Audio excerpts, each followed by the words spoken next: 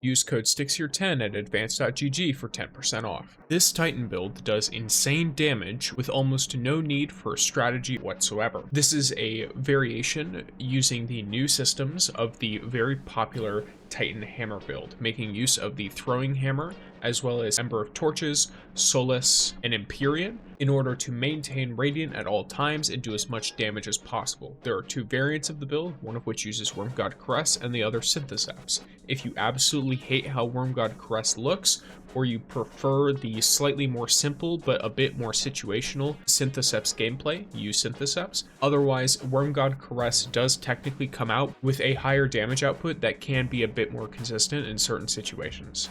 The main crux of this is if you're going with something Synthoceps related, you're going to want to ideally be surrounded by several enemies. This triggers biotic enhancement. Against an at-level champion target, while you have no biotic enhancements active, in addition to being radiant with 200 melee, you will deal about 535 damage for each of your hammer shots. If you were to run the same setup with our primary hand cannon here with 1-2 punch, you would instead jump all the way up to 1021 damage with all of those extra stacking buffs. And then with biotic enhancements, you deal 1417 without any of that extra stuff and just using biotic enhancements. Versus Max Burning Fists deals 3800 damage without any need for any kind of enemy grouping or anything of that sort, which if combined with 1-2 punch, deals 4,217 damage. A very notable increase. If you want the general idea for the seasonal mods,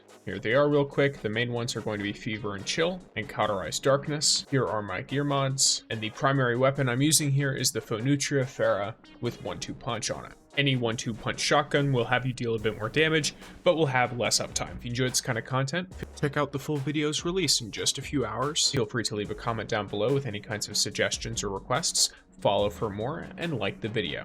Thanks for watching.